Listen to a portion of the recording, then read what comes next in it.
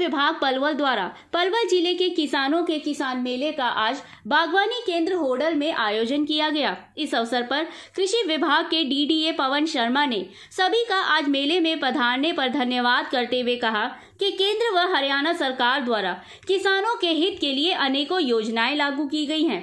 उन्होंने कहा कि कृषि विभाग द्वारा समय समय पर किसानों को सरकार के द्वारा चलाई जा रही योजनाओं के बारे में पूरी जानकारी प्रदान की जा रही है। किसानों को सरकार के द्वारा चलाई जा रही योजनाओं का लाभ प्रदान करने के लिए अनेकों बैठकों का आयोजन किया जाता है, जिसमें किसानों को क्रेडिट कार्ड, बैंक लोन व अपनी आय बढ़ाने के लिए सरकार के द्वारा दिए जाने वाले अनुदान के बारे में भी जानकारी प्रदान की जाती है। उन्होंने कहा कि किसानों के हितों को सुरक्षित रखने तथा उनकी आय बढ़ाने के लिए निरंतर सरकार के द्वारा प्रयास किए जा रहे हैं। उन्होंने किसानों का भी आह्वान करते हुए कहा कि वे भी अपनी आय बढ़ाने के लिए सरकार द्वारा लागू की गई नई योजनाओं के बारे में जानकारी प्रदान करें और नई तकनीक के साथ कृषि के कार्य करते हुए अपनी आय बढ़ाए। एसडीएम होडल रणवीर सिंह ने भी आज मेले में आने वाले सभी किसानों को बधाई देते हुए कहा कि वे सरकार द्वारा चलाई जा रही योजनाओं के बारे में जानकारी प्रदान करें और उनका लाभ उठाएं।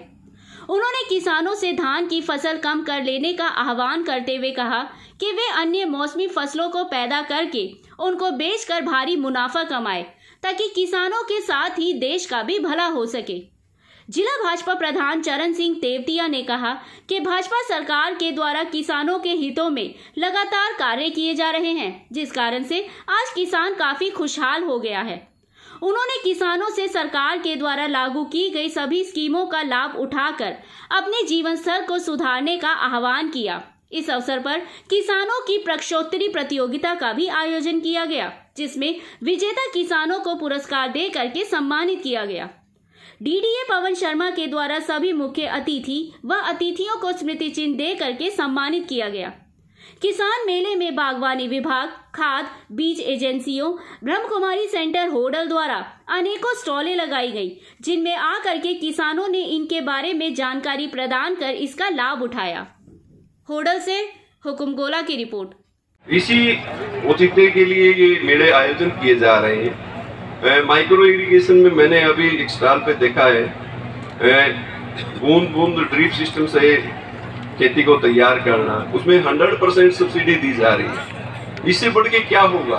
हमारा इलाका पानी के टाइट एरिया है, वाटर टेबल नीचे जा रही है, आप लोगों को पता है कि पानी नीचे जा रहा है। तो ऐसी स्कीमें जिसमें 100% सब्सिडी हो, तो ये अप्लाई करने में मुझे तो कोई दिक्कत लगती नहीं कि ऐसे करने से कोई दिक्कत आएगी हमारे किसानों को। सेकेंडली, आपका अपना जीवन है, स्वास्थ्य है, और स्वास्थ्य से यदि खिलवाड़ होती है, उस आमदनी का भी करना क्या जिससे स्वास्थ्य खराब हो जाए। स्वास्थ्य बना रहे तभी तो इस चीज को आयोजन किया जा रहा है, मोटे अनाज की तरफ प्रवृत्त किया जा रहा है। खाद्य सुरक्षा, एक पौधे को जो आप नाइट्रोजन देते हैं, यूरिया डालते हैं, बार बार पैदावार ज्यादा करने के लिए बहुत सारे तत्व चले जाते हैं। एक पौधे में थोड़ा सा तत्व आता है तो हमारी जो पशुधन है वो उसे बहुत सारे पौधों को खाएंगे, उनमें तत्वों की संख्या बढ़ेगी और फिर उसका दूध हम पीते हैं तो हमारे अंदर वो तत्व और बढ़ जाते हैं। तो ये एक अंग्रेजी की टर्म है जो मैं बता सकता हूँ, बायोलॉजिकल मैग्निफिकेशन बोलते हैं। हर ट्रॉपिक लेवल पे उसमें क्या होता है, तत्वों की संख्या बढ़ती जाती है और वो हमारे स्वास्थ्य के ऊपर बड़ा बुरा असर डालता है। तो क्यों न हम परंपरागत खेती की तरफ से विविधता की तरफ चले, थोड़ा डाइवर्सिफिकेशन करें। सरकार बहुत सारी योजनाएं बना रही है, पीएम किसान योजना है, वो आप लोगों को बड़ा संपन्न बना रही है। ठीक है, उसकी राशि फिलहाल 3 क्वार्टर में 2-2 हज़ार रुपए के रूप में डाली जा रही है। स्टार्ट तो होगी, आने वाले टाइम में राशि भी बढ़ जाएगी। किसानों को सेंटर करके ये बात की गई है, तो आने वाले समय में इसका बहुत सारा जो है वो इसका लाभ मिलेगा आने वाले टाइम में। इसी तरह से दूसरी और भी जो स्कीम है, भावांतर भरपाई योजना है, उसका भी आप लाभ उठाते हैं। मेरी फसल मेरा ब्यौरा पोर्टल से जब आप जुड़ जाते हैं तो मंडी में आप इजीली अपनी फसल बेच सकते हैं। एमएसपी का जो गैप रहता है वो आप लोगों को भावांतर भरपाई योजना में मिल जाता है। तो बहुत सारा कोशिश किया जा रहा है। तो आप लोगों को जल संरक्षण पे भी आना पड़ेगा, विविधता पे भी आना पड़ेगा और कोशिश करें कि पर्यावरण को बचाने की भी कोशिश करें। मैं तो एवं किसान कल्याण विभाग पलवल की तरफ से आप सबका हार्दिक अभिनंदन करता हूं, स्वागत करता हूं। जैसा कि आपको पता है, आदरणीय प्रधानमंत्री श्री नरेंद्र मोदी जी ने यूएनओ से 2023 को इंटरनेशनल ईयर ऑफ मिलेट्स घोषित करवा रखा है। उसी कड़ी में आज होडल में किसान मेले का आयोजन किया जा रहा है। हमारे किसान को अन्नदाता के नाम से जाना जाता है। मेरे या मेरे से ऊपर जितने भी किसान भाई बुजुर्ग यहाँ बैठे हैं, उन सबको पता है कि किसान को भगवान के बाद अन्नदाता का नाम दिया गया है।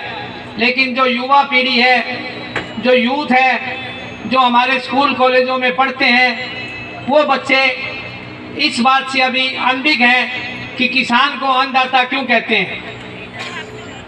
इसी बात को पिछले 2-2.5 साल में जब कोविड का समय आया, जब सारे शिक्षण संस्थान, सभी उद्योग धंधे, सभी फैक्ट्री, सभी कॉलेज स्कूल बंद हो गए थे, एकमात्र किसान की एक पाठशाला थी जो खुली थी, जिसमें किसान ने ना गर्मी की परवाह की, ना सर्दी की परवाह की, ना कोविड जैसी भयंकर बीमारी की परवाह की, और अपने खेत में निरंतर गए, अपने अनाज को मंडी में बेचा और सभी किसान भाइयों का और दूसरी शहर में रहने वाली आबादी का पेट का अन्न पोषण किया।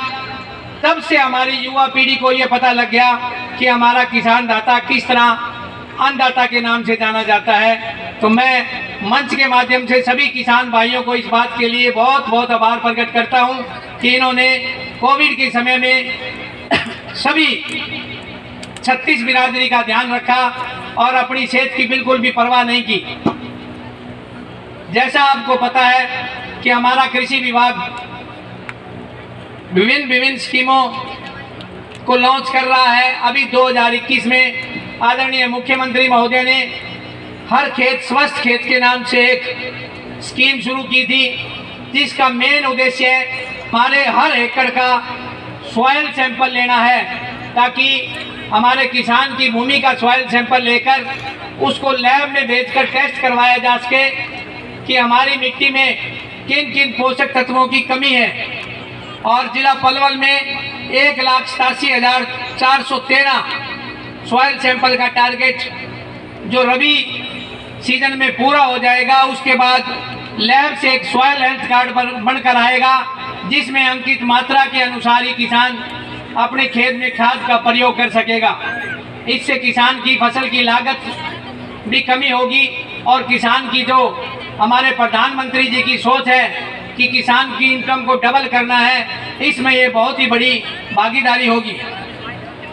जैसा आपको पता है कि हमारे जिले में हमारी भूमि का ऑर्गेनिक कार्बन 0.39% है, जो कि बहुत ही कम है। इसके लिए हमारे किसान भाई जिम्मेवार हैं।